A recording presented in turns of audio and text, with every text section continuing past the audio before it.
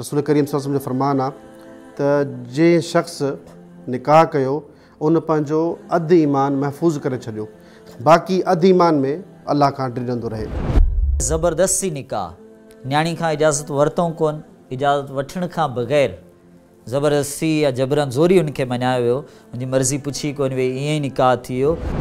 हिंदुअनि जी रस्मूं काफ़ी असांजे इन में शादी में अची चुकियूं आहिनि, त इहो जेको ॾाज ॾींदा आहिनि न, त इन में हिकिड़ो तसवुरु इहो हूंदो आहे त पंहिंजी न्याणी खे विरासत खां महरूम रखणु। पाण करीम सल्लल्लाहु अलैहि वसल्लम जन जे कुल्हनि जी जेका चादर हुई न, उन चादर जे बारे में दिली ख़्वाहिशुनि ते या मूंखे मिले मुंहिंजो कफ़न थिए, एतिरी मुहबत आहे। पर उन साॻे माण्हू जो जॾहिं निकाह थियो आहे एतिरो सादो, एतिरो रसूमात खां पाक तरीन, जो नबी सल्लल्लाहु अलैहि वसल्लम जन खे मदीने जे नंढड़े शहर में ख़बर कान पई। अस्सलामु अलैकुम वरहमतुल्लाहि वबरकातुहू। नहमदुहु व नुसल्ली अला रसूलिहिल करीम, अम्मा बाद। आऊं ग़ुलामुल्लाह हरल अवां भाइरनि सां मुखातिब आहियां। सिंध इस्लाम फोर्ट जे डिजिटल प्लेटफॉर्म तां अॼु जे आम उनवान ते असीं गुफ़्तगू कंदासीं, उहा आहे शादी, निकाह ऐं असांजे मुआशरे में थींदड़ रसूमात। हिकु अहिड़ो आम उनवान जहिड़ी मुआशरे खे इंतहाई शदीद ज़रूरत आहे। इस्लाम जी उन ते बहितरीन रहनुमाई मौजूदु आहे। इन अहम उनवान ते गुफ़्तगू करण जे लाइ असां सां गॾु असांजा महिमान गिरामी मौजूदु आहिनि। शेख जमशेद हफ़िज़हुल्लाह, हाफ़िज़ शबीर जमाली हफ़िज़हुल्लाह, शेख ख़ालिद हुसैन हफ़िज़हुल्लाह। असां इन उनवान जो आगाज़ करियूं था हिन सवाल खां त निकाह जो इस्लाम में छा तसव्वुर आहे। शेख जमशेद सुल्तान हफ़िज़हुल्लाह। बिस्मिल्लाहि वस्सलातु वस्सलामु अला रसूलिल्लाह। साईं ग़ुलामुल्लाह हरल साहब जज़ाकुमुल्लाह ख़ैर। अॼु असां हिन डिजिटल प्लेटफॉर्म ते जंहिं उनवान ते गॾु थिया आहियूं, इंतिहाई अहम टॉपिक आहे ऐं हर कंहिंखे हिन टॉपिक सां, हिन उनवान सां, हिन मामले सां को न को वास्तो रहंदो आहे। ऐं हक़ीक़त में इंसान खे सम्झणु खपे त इंसान खे अल्लाह तबारक व तआला ई पैदा कयो आहे ऐं अल्लाह रब्बुल आलमीन कुझु उन जूं फ़ितरी ज़रूरियात बि रखियूं आहिनि ऐं निकाह बि उन फ़ितरी ज़रूरियातनि मां हिकिड़ी जेका शइ आहे। ऐं तारीख़ में आदम अलैहिस्सलाम खां वठी हींअर ताईं इहे निकाह जा मामला हलंदा रहिया आहिनि। रब्बुल आलमीन बि हिन मामले खे वॾी अहमियत ॾिनी आहे। क़ुरान मजीद में अल्लाह तबारक व तआला हुकुम ॾिनो आहे, वानकिहुल अयामा मिनकुम वस्सालिहीन, त निकाह कयो पंहिंजे आज़ाद माण्हुनि जो या कुंवारनि जो, ऐं जेके तव्हां मां नेक ऐं साले तव्हांजा ग़ुलाम हुजनि या तव्हां जूं बानियूं हुजनि उन्हनि जो बि। त हीअ निकाह हिकिड़ी अल्लाह तबारक व तआला असांजी फितरत में हिकिड़ी शइ रखी आहे। ऐं निकाह फितरी ज़रूरत ईअं आहे जीअं इंसान जो खाधो पीतो ऐं पंहिंजो लिबास ज़रूरत आहे, इंसान जो खाधो पीतो ज़रूरत आहे, इंसान खे दवाउनि जी ज़रूरत आहे, त ईअं ई इहा निकाह जी बि इंसान खे हिकिड़ी फितरी ज़रूरत महसूसु थींदी आहे जंहिंखे पूरो करणु ज़रूरी आहे। पर अल्लाह रब्बुल आलमीन इस्लाम जे ज़रिए इन खे अहिड़े ख़ूबसूरत अंदाज़ में असांखे अता कयो आहे त जंहिंमें इंसान जी इज़त नफ़्स बि, इंसान जो लिबास बि ऐं इंसान जी हया बि ऐं इंसान जो हिकिड़ो मुकमल निज़ाम हिकिड़े सुहिणे नमूने सां अमल में अचे थो। निकाह खे अल्लाह तबारक व तआला हिकिड़ो पाक रिश्तो क़रार ॾिनो आहे, जेको हिकिड़ो मर्द जो औरत सां कंहिं बि तरीक़े सां उन खां फ़ाइदो हासिलु करणु, तस्कीन हासिलु करणु, उन जो इस्तेमालु करणु जाइज़ तरीक़े सां, इन खे असां निकाह चवंदा आहियूं।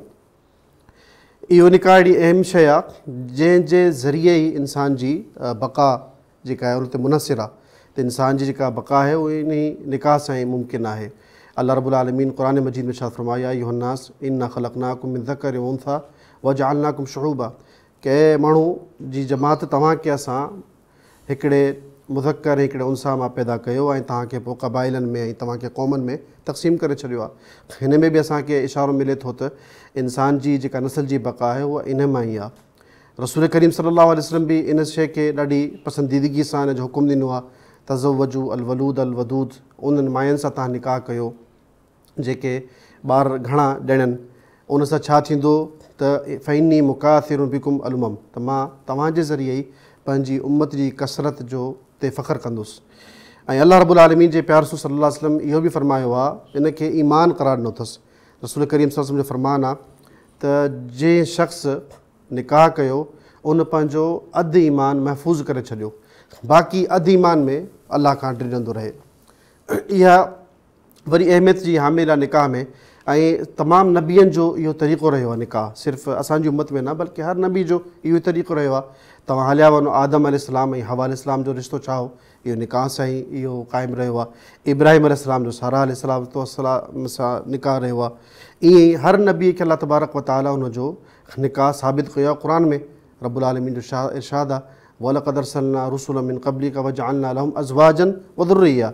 त असां जेतिरा बि रसूल मोकिलिया आहिनि, जेतिरा बि नबी मोकिलिया आहिनि दुनिया में, असां उन्हनि जूं ज़ालूं ऐं उन्हनि जी औलाद जेका आहे उहा पैदा कई आहे ऐं ठाही आहे।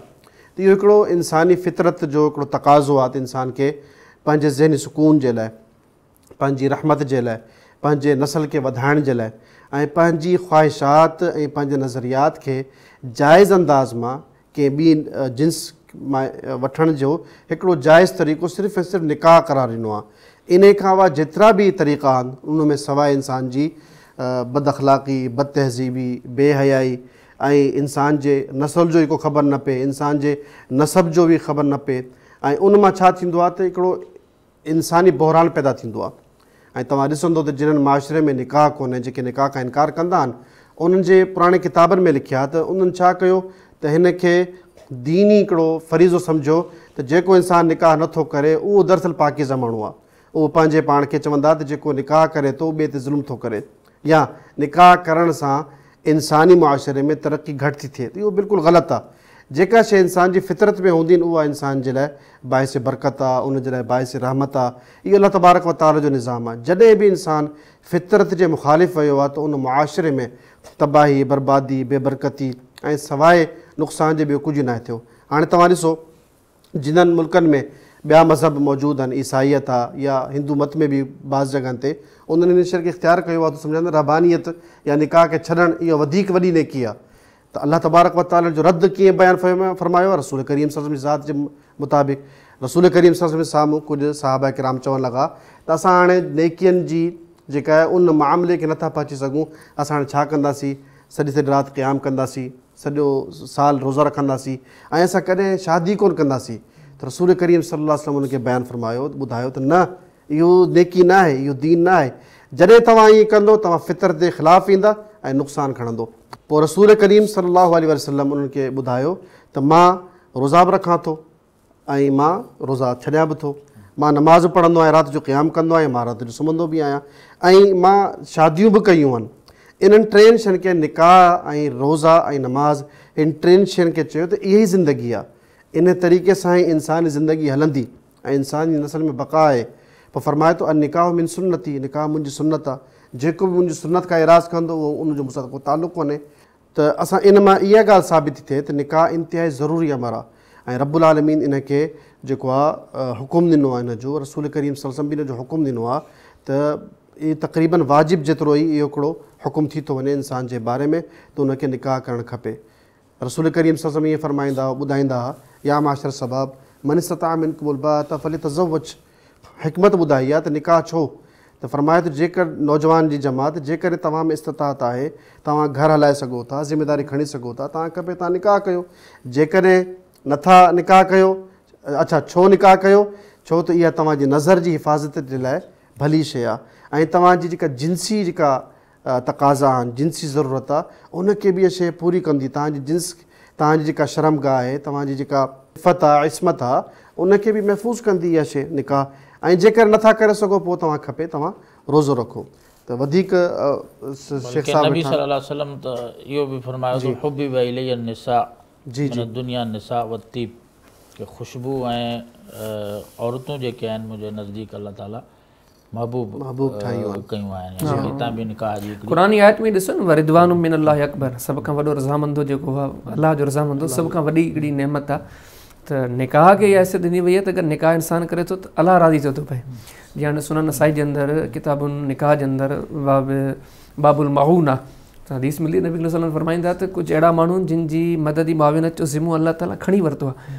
उन पाण फरमाए हिकिड़ो उहो निकाह वारो अल्लज़ी युरीदुल इफ़ाफ़, त जेको निकाह करे थो इन इरादे सां त अलाह ताला मूंखे पाक दामनी ज़िंदगी बसर करण जी तौफ़ीक़ ॾिए त हीअ एॾी वॾी नेकीअ जो अलाह बाने खां राज़ी थियो थो भई। त इहा हिकिड़ी वॾी ॻाल्हि आहे त मोमिन खां अलाह राज़ी थी पए ऐं रब जो रज़ामंदो इन निकाह में आहे। तीअं सम्झो त फ़र्ज़ बि आहे, सुनत बि आहे, दीन बि आहे, नेकी बि आहे, सभ खां वॾी ॻाल्हि त अलाह जे रज़ामंदे जो सामान आहे। बसि ज़रूरत इन शइ जी त मुसलमाननि खे इन मसइले जी अहमियत खे सम्झणु घुरिजे, इन खे उन नज़र सां ॾिसणु घुरिजे जेका हिन जी असुलु अहमियत जी हैसियत आहे। बल्कि जेकॾहिं इहो ॾिसे त इंसानीअ जो पहिरियों रिश्तो जेको क़ुर मजीद में रब्बुल आलमीन ज़िक्र फ़रमायो आहे, सूरह निसा आयत नंबर 1 में, सूरह आराफ में आयत नंबर 189 में, उनमें इहो आहे त ख़लक़ मिन्हा ज़ौजहा, पहिरियों रिश्तो, पहिरियों ताल्लुक़ जेको क़ाइमु थिए थो उहो माउ ऐं पीउ जो रिश्तो कोन्हे या पीउ ऐं औलाद जो रिश्तो कोन्हे, बल्कि पहिरियों रिश्तो जेको अल्लाह रब्बुल आलमीन ज़िक्र फ़रमायो इंसानीअ जो, उहो घरवारे ऐं घरवारी जो रिश्तो आहे जेको क़ाइमु थिए थो ऐं उन खां पोइ नस्लूं परवान चढ़नि थियूं ऐं उन मां ख़ानदान जेके आहिनि से जुड़नि था।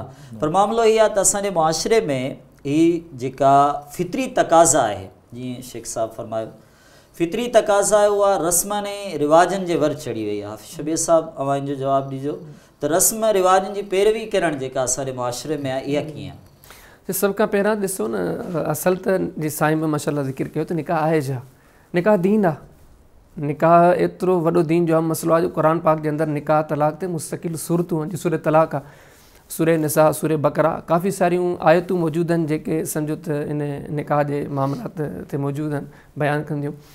ऐं हदीस किताबनि में ॾिसो त सही बुख़ारी, सही मुस्लिम जेके तमामु तौर कुतुब हदीस आहिनि त उन्हनि में बाक़ाइदा किताबु निकाह, किताबु तलाक मौजूदु आहे। इन में सैकड़ो हदीसूं मौजूदु आहिनि। त हाणे जॾहिं निकाह हिकु शरई अमल आहे, हिकिड़ो दीनी अमल आहे, त सुवालु पैदा थो थिए छा दीन उनजो तरीक़ो कोन ॾिनो आहे छा?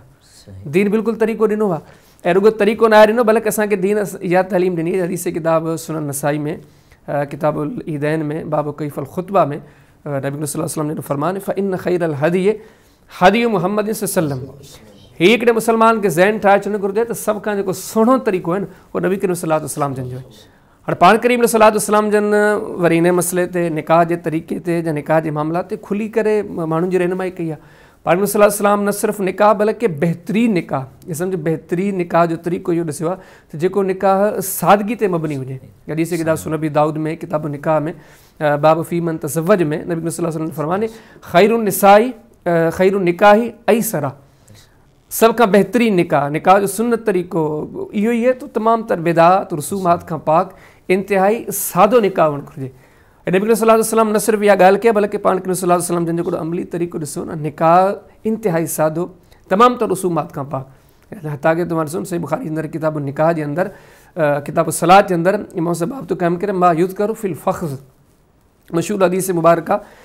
नबी करीम सल्लल्लाहु अलैहि वसल्लम जन सैयदा सफ़िया रज़ी अल्लाह ताला सां जेको निकाह थियो, एतिरे क़दुरु सादगी सां निकाह थियो जो सहाबा किराम फरमाइनि असांखे ख़बर बि कान पई छा रसूमात थींदियूं आहिनि या असांजे मुआशिरे में जेके वॾा इतिमाम, बिल्कुलु न।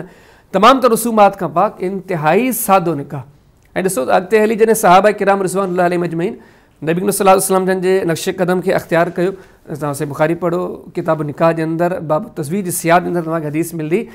नबी करीम सल्लल्लाहु अलैहि वसल्लम जे मथां जान निशावर करण वारो सैयदना जाबिर रज़ी अल्लाह ताला अन्हु निकाह एतिरो सादो जो मदीने जे नंढड़े शहर में कयो अथनि ऐं नबी करीम सल्लल्लाहु अलैहि वसल्लम जन खे ख़बर कान पई आहे।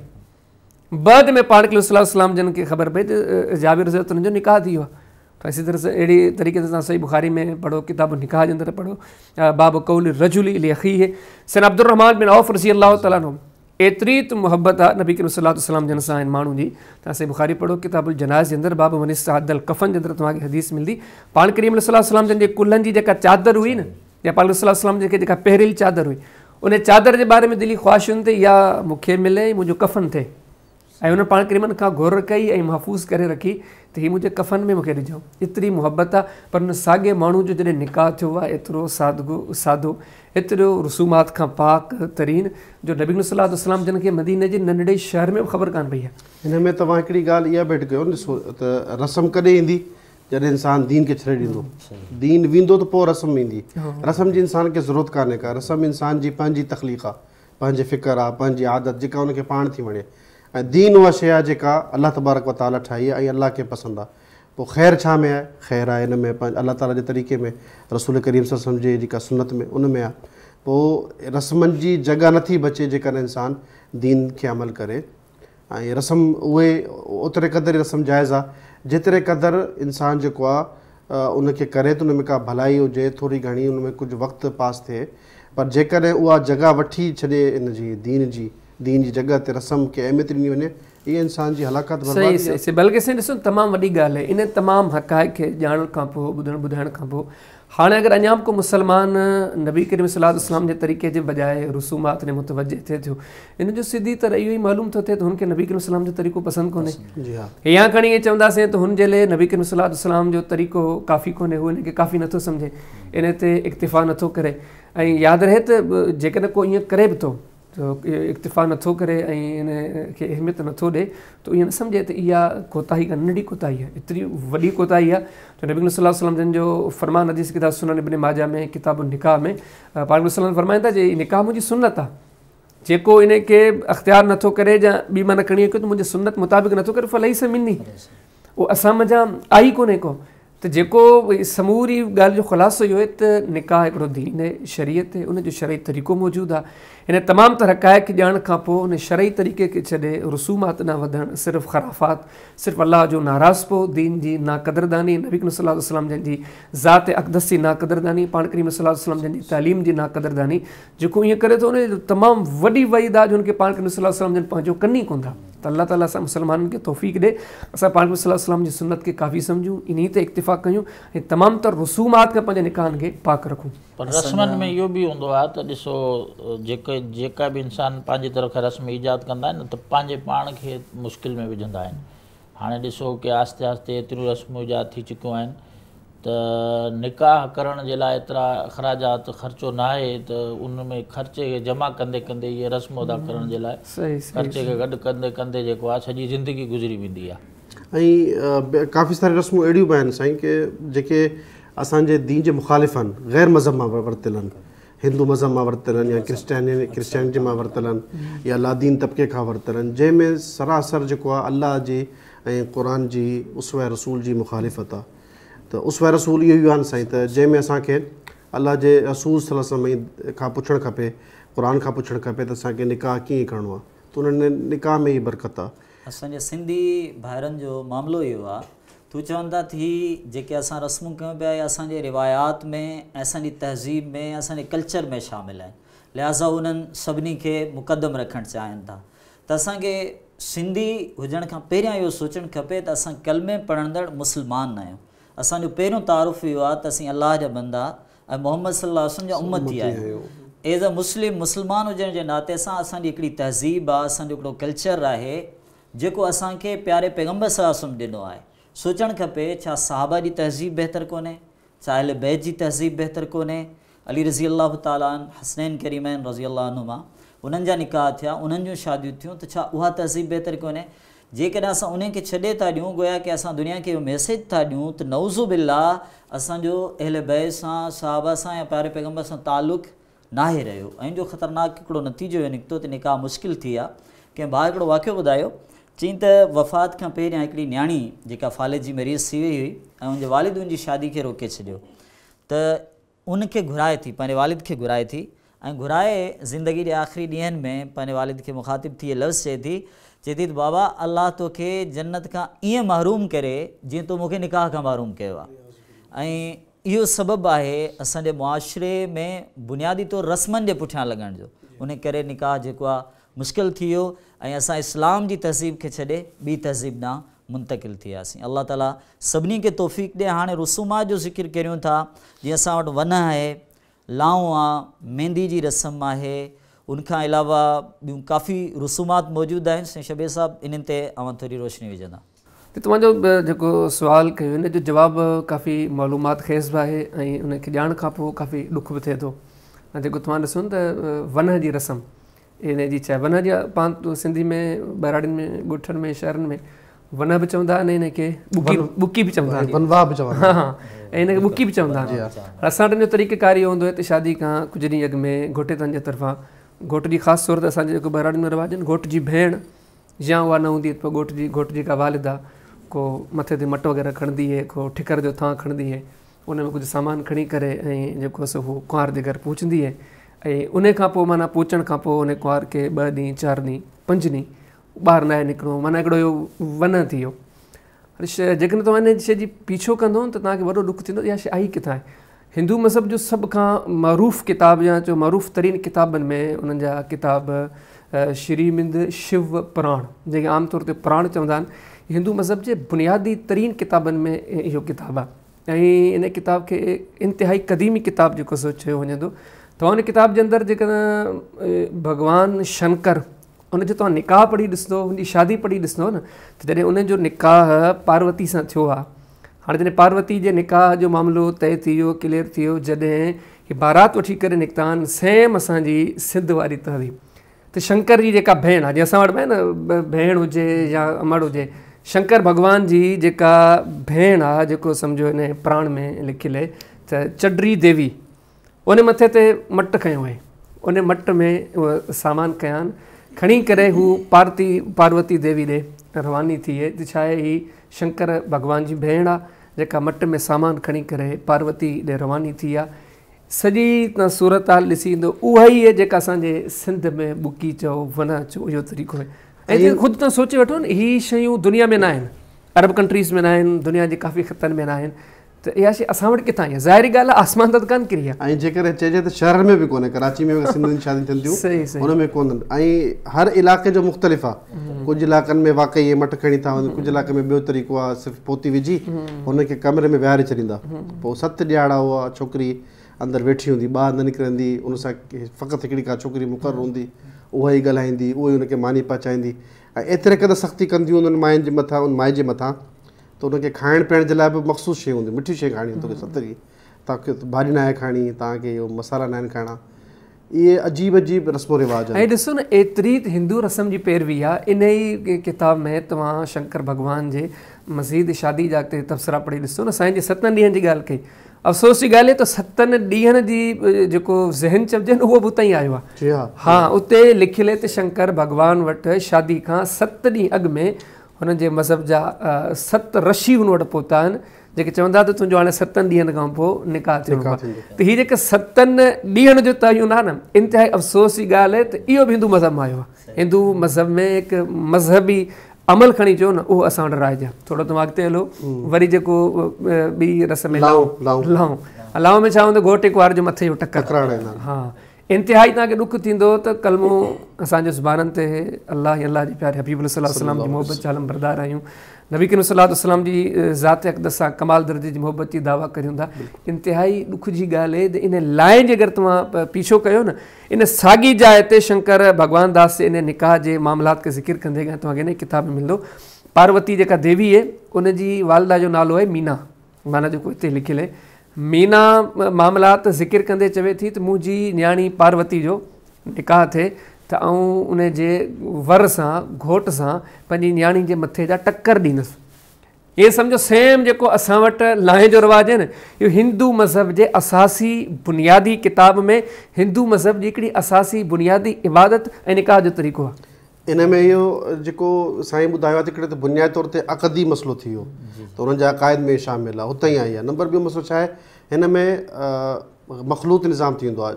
सॼे ख़ानदान जा जेके मर्द हूंदा, घोट जा माइटुनि जा हूंदा या कुंवार जा माइट हूंदा मर्द, उहे माइनि में ईंदा आहिनि, ख़ुशूसी तौर ते एतिमाम कयो वेंदो आहे, पोइ अची टकरंदा आहिनि। इन में वरी फ़साद बि थींदो आहे, त कुझु माण्हू टकरण में ज़ोर सां खिल भोग मश्करी जी जी जी हा, ॿई वेठा हूंदा, घोट कुंवार ज़मीन ते वेठा हूंदा, उन्हनि खे 3 चकर, हर माण्हू ईंदो 3 चकर टकरणु ईंदो। पोइ कुझु छोकिरा हूंदा आहिनि, वॾा हूंदा आहिनि, हासिकार ज़ोर सां हणंदा आहिनि त इन्हनि ॿिन्हिनि खे थोरी तकलीफ़ पिए अचे, पोइ इनखे मज़ाक में वठंदा आहिनि। पोइ इहा इंतिहाई ख़तरनाक ॻाल्हि आहे। ऐं मज़ीद जेको तव्हां मेहंदी जो ज़िक्र कयो था, मेहंदी जे बारे में सम्झो त 2 तरीक़ा आहिनि। हिकिड़ो त औरत जे तरफ़ां हिकिड़ो मख़सूस ॾींहुं शादी खां कुझु ॾींहं अॻु में हिकु ॿिए में तय कयो वेंदो आहे मेहंदी जो ॾींहुं, पोइ हुन ॾींहुं ओड़े पाड़े जूं तमामु थोरो। साईं मां हिकिड़ी ॿी हिन में ॻाल्हि में ऐड कयां त लावनि खे असां वटि चवंदा त रसूल करीम सल्लल्लाहु अलैहि वसल्लम बि इन फ़ेल ते अमल कयो ऐं करायो नौज़ुबिल्लाह। ऐं इहा निस्बत रसूल साईं सल्लल्लाहु अलैहि वसल्लम ॾे कई वेंदी आहे जेको इंतिहाई ख़तरनाक आहे। हिन जो हुकुम साईं छा आहे? सिंधी मुतरजमीन जी कुझु ग़लती आहे। मूं ॾिठो आहे कुझु किताबनि में, बहिराड़ी में किथे मां वियुसि त उन्हनि चयो साईं तव्हां लाइन खां रोकियो था ऐं टकर हणण खां रोकियो था, इहो त तव्हांजे तर्जुमे जी किताब में आहे। पंहिंजो को सिंधी मुतरजिम आहे, उन कंहिं लफ़्ज़ अरबी लफ़्ज़ जो तर्जुमो जेको हदीस में मौजूदु आहे लाऊं लहण करे छॾियो आहे। हू त लाऊं त सिंधी माण्हू त टकर सम्झनि था, लिहाज़ा हिकिड़ी मतिलबु हिंदू रस्म जेका आहे ग़लती सां, मुतरजिम जी ग़लती सां उहो तर्जुमे में शामिल थी वई आहे, लिहाज़ा उनखे सम्झण जी ज़रूरत आहे। मज़ीद मेहंदी जो तव्हांखे ॾिसम पिए न, हिकिड़ी त इहा जेका औरत वटि हुजूम थींदो वए, इहो ख़ुदि हिंदुआना हिकिड़ी रस्म आहे। पर असां वटि इन सां गॾु हिकिड़ो वरी मेहंदी जे मामले में इहा वॾी ज़ाल थिए त शादी वारे ॾींहुं या शादी वारे ॾींहंनि में घोट खे बि मेहंदी हणी वेंदी आहे, मर्द बि माना मेहंदी हणी करे फिरंदा आहियूं, माना हिकिड़ो आम शइ आहे। ऐं इन शइ खे बाक़ाइदे शादी जो हिसो सम्झो वियो आहे। घोट खे ज़ोरी मथनि ते मेहंदी लॻाइबी आहे, पेरनि ते मेहंदी लॻाइबी आहे, जेकॾहिं को नथो करे त उन ते ज़ोर भरियो वेंदो आहे। हालांकि तव्हां ॾिसो त मेहंदी हिकिड़ी औरत जे लाइ, औरत जी हिकिड़ी शनाख़्त आहे। इहे सम्झो त हीअ औरत साईं ख़ासि आहे। इमाम नवी रहमहुल्लाह जेको न मजमू में लिखे थो किताब तहारा में, त जेको मेहंदी जो मिले न औरत सां ख़ासि आहे, औरत जे लाइ मुस्तहब आहे त औरत जेका सा मेहंदी लॻाए। हाणे हिते ॾिसो न, हीअ औरत जे लाइ मेहंदी ख़ासि आहे। जे हाणे मर्द मेहंदी लॻाए थो, हाणे थिए निकाह पियो, थिए शादी पई, पर इन अमल जे नतीजे में हू केतिरे क़दुरु अलाह जी नज़र में, शरीयत जी नज़र में किरी थो पवे। हीअ किताब सही बुखारी में किताब लिबास में इमाम साहिबु हिकिड़ो बाब क़ाइमु थो करे, मर्द औरतुनि जी मुशाबिहत कनि या औरतूं मर्दनि जी मुशाबिहत कनि, उनजो बयानु।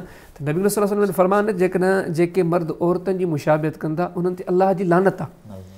हाणे केॾी ॾुख जी ॻाल्हि आहे त हिकु शादी जी तक़रीब में मर्द कमु उहो पियो करे जो उन ते अलाह जी लानत पई वसे। त हिन तमामु तर शयुनि ते जेकॾहिं गौर कंदो त अलाह पाक असांजे हाल ते रहम करे। जदीद दौर जूं असांजूं शादियूं गुनाहनि ते मबनी आहिनि, बेशुमार गुनाह, नाफ़रमानियूं, ऐं रुगो गुनाह ऐं नाफ़रमानियूं न, बल्कि ईअं सम्झो अलाह रसूल जी नाक़दरदानी, अलाह रसूल जे ॻाल्हियुनि जे मुक़ाबले में, क़ुरान ऐं हदीस जे मुक़ाबले में हिंदू मज़हब खे अख़्तियार करणु। हालांकि केॾी सख़्तु तालीम आहे त मन तशब्बह बिक़ौमिन फहुव मिनहुम, जेको ॼण तशबीह ॾिए थो उहो ॼण इन में ई आहे। हाणे हीअ जेके असांजे माशरे में यकीन तव्हांखे मूं शयूं मुख़्तसर करे ॿुधायूं, तव्हां जेकॾहिं शंकर भॻवान जे निकाह जो पूरो तबसरो पढ़ंदो न, तव्हांखे जाब जा ज़िक्र मिलंदो, सरगस जो ज़िक्र बार बार मिलंदो, हिते सरगसी, ऐं तव्हांखे बाक़ाइदे बार बार ॻाइणु वॼाइण जो तस्करो मिलंदो। बाक़ाइदे सिंधी मुतरजिम त बार बार अखर इस्तेमालु कनि, दोहल दमाम, दोहल दमामनि सां शंकर जी बारात निकिती, दोहल दमामनि सां पार्वती देवी जे घर पहुती, दोहल दमामनि सां उनखे मीना ॾिठो। त माना हीअ समूरे ॻाल्हियुनि खे साम्हूं रखूं था, इंतिहाई अफ़सोस जी ॻाल्हि आहे जो हीअ ख़ुशी जा ॾींहं अलाह पाक ज़िंदगी में ॾिना। हिकु मर्द खे, हिकु औरत खे अलाह ताला हिकिड़ा 20 साल जमार जा ॾिना, हाणे हू शादी जे क़ाबिल आहिनि, मिटनि माइटनि जे लाइ हिकिड़ो ख़ुशी जो मौक़ो आयो आहे। इंतिहाई अफ़सोस आहे असांजे समाज, असांजे माशरे, असांजे आम सादे समाज जे मुसलमाननि ते हिकु ख़ुशी जो मौक़ो अलाह पाक ॾिनो आहे, त बजाए शुक्र जे उन कम में जा बजा कुफ़र करणु, नाफ़रमानी करणु। त आऊं इन नंढी गुफ़्तगू जे ज़रिए पंहिंजे तमामु तर सिंधी मुसलमाननि खे जिते जिते इशूं आहिनि उनखे इन शइ जी दावत ॾियां त अलाह ताला असां मिड़नी जे हाल ते रहम करे पंहिंजे मामलात खे बदिलायो। ऐं काफ़ी सारा वरी अहिड़ा माण्हू बि आहिनि जेके चवंदा आहिनि असां बोले सभु तव्हां मना त कयो था, वरी ख़ुशी जा ॾींहं कॾहिं कॾहिं था अचनि, त कॾहिं कॾहिं ईअं जाइज़ आहे, कॾहिं कॾहिं करे सघूं था।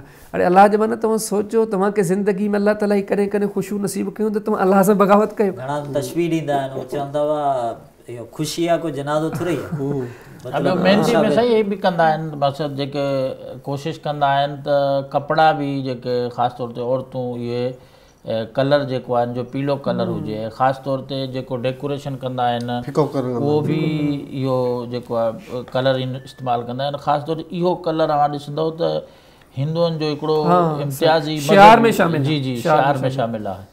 ख़ुलासे कलाम इहो त हीअ अमल जेके आहिनि सरासर अलाह रसूल सां बग़ावतनि, क़ुरान हदीस जी मुखालिफ़तनि, हर करण वारो मुसलमान। ऐं यकीन ॼाणो इन ते अफ़सोस जी ॻाल्हि, चङा चङा माण्हू, भला भला माण्हू माशरे जे वर चढ़ी विया आहिनि, रसूमात जे वर चढ़ी विया आहिनि। त समूरिन हक़ीक़तनि खे डिस्कस करण जो मक़सदु इहो आहे त असांखे मरी पंहिंजे रब जे साम्हूं पेश पवणो आहे। ज़िंदगी जूं तमामु तर अदाऊं असांजूं लिखियूं पियूं वञनि, इहे शादियूं मुरादियूं इहे हिते रहिजी वेंदियूं। कम से कम हिकिड़ो मुसलमान इन शइ ते गौर करे, ईअं न थिए जो मुंहिंजूं इहे अदाऊं अलाह जी ज़ात वटि नाफ़रमानी तसवर कयूं वञनि ऐं क़यामत चढ़ी ऐं उथां त मोहम्मद करीम सल्लल्लाहु अलैहि वसल्लम जो नाफ़रमान थी करे उथां ऐं इन मामलात जे नतीजे में जेकॾहिं आउं जहन्नम रसी थियां त केॾी बुरी ॻाल्हि आहे। इन सभिनी हक़ीक़तनि खे अहमियत ॾींदे रब ॾे रुजू कंदे इन कमनि खां सची तौबा कजे ऐं जिथे इशू थियनि थियूं उन्हनि सां ख़ैर खाई कंदे उन्हनि खे आगाह कजे हीउ इस्लाम कोन्हे, हीउ दीन कोन्हे, हीउ कामयाबी कामरानी जी वाट ऐं राह कान्हे। कामयाबी कामरानी जी राह उहा ई आहे जेका नबी करीम सल्लल्लाहु अलैहि वसल्लम ॾिनी। हेॾे सिर्फ़ु हलाकतुनि बि का बि शइ कान्हे का। इन्हनि रसूमातुनि में निकाह खे ॾाढो मुश्किल ठाहियो वियो ऐं उनजो मुश्किल थियण जो हिकिड़ो वॾो सबबु आहे साईं ख़ालिद हुसैन साहब दाज जी जेका शरी हैसियत आहे, दाज जे ज़रिए बि निकाह खे ॾाढो मुश्किल ठाहियो थो वञे। इन करे काफ़ी नियाणियुनि जो निकाह रहियल हूंदो आहे असांजे मुआशिरे में। त रसूल अकरम सल्लल्लाहु अलैहि वसल्लम पंहिंजे नियाणियुनि खे केतिरो ॾाज ॾिनो हुयो? ॾाज जेको दरअसल आहे इन जे कुझु मक़ासिद हूंदा आहिनि। पहिरीं यानी कि इन मक़सद ते माण्हू गौर करे त मक़सदु जेको हूंदो न कि जीअं नबी पाक सल्लल्लाहु अलैहि वसल्लम इरशाद फरमायो त इन्नमल अमालु बिन्नियात, जेका नियत इंसान जी अमल जो नतीजो उन जे मुताबिक़ आहे। त हाणे ॾाज में इंसान हिकिड़ी त नियत ई हूंदी आहे त जेको आहे नुमाइश करणु, जीअं रियाकारी चवंदा आहिनि, ॾेखारो। ऐं ॿी ईअं हूंदी अथनि त मसलन मुक़ाबलेबाज़ी, यानी कि फलाणे एतिरो ॾिनो हो त आउं बि एतिरो ॾियां। हा, ऐं हिकिड़ो मक़सदु हीअ बि रखंदा आहिनि त ख़ासि तौर ते जीअं शेख साहिबु ज़िक्र कयो पियो त हिंदुअनि जी रस्मूं काफ़ी असांजे इन में शादी में अची चुकियूं आहिनि। त इहो जेको ॾाज ॾींदा आहिनि न, त इन में हिकिड़ो तसवुरु हीअ हूंदो आहे त पंहिंजी नियाणी खे विरासत खां महरूम रखणु। त हू चवंदा आहिनि असां हिन खे शादी जे टाइम जेको ॾियणो हो सभु ॾेई छॾियो। त इहो हिंदुअनि में बि हिकिड़ो आहे, दान ॾींदा आहिनि हू जेकी शादी थींदी त हू हिंदुनि में औरत खे विरासत जो तसवुरु न आहे हिंदुनि वटि, त हू पुट खे ख़ाली विरासत ॾींदा आहिनि। त हू शादी जे मौक़े ते चवंदा आहिनि त असां दान ॾेई छॾियो त हाणे असांजी जेका जान छुटी। त इहो मुकमल जेके इहे मक़सदु असां ॾिसंदासीं न, त इन्हनि मक़सदनि खे साम्हूं रखंदासीं त हुकुम असांजे साम्हूं पाणे जेको आहे वाज़े थी वेंदो त इहे सभु ग़ैर शरई मक़सद आहिनि। ऐं ख़ासि तौर ते जे नियत इहा हुजे त असां नियाणी खे विरासत खां महरूम रखिणो आहे, त इन्हनि ते त हिकिड़ी आयत जी बि तकज़ीब आहे त अलाह ताला जेको आहे अलाह ताला जी जेको अलाह ताला हिसो मुक़ररु कयो आहे उनखां महरूम कयो वञे ऐं पंहिंजी तरफ़ खां को हिसो हिकिड़ो तयारु करे ॾिनो वञे। ऐं ॿियो जेको माण्हू हिन में इहो बि कंदा आहिनि त ॾिसो कर्ज़ बि वठंदा आहिनि, जेको जिन वटि न हूंदो आहे, ऐं कर्ज़ हसना न मिले त पोइ व्याज ते कर्ज़ु वठंदा आहिनि। ठीकु आहे, त इहा रस्म लाज़मी पूरी थिए। उन में जेका नियाणियुनि जी उमिरि बि जेका आहे 30-40 ताईं थी वेंदी आहे, पर घर में वेठियूं आहिनि। त इन में ॾिसो त इन ते असरात केतिरा आहिनि। त मिसाल जे तौर ते नबी करीम सल्लल्लाहु अलैहि वसल्लम जीअं फरमायो त मन इस्तता मिनकुमुल बात फलियतज़व्वज, निकाह जो हुकुम आहे।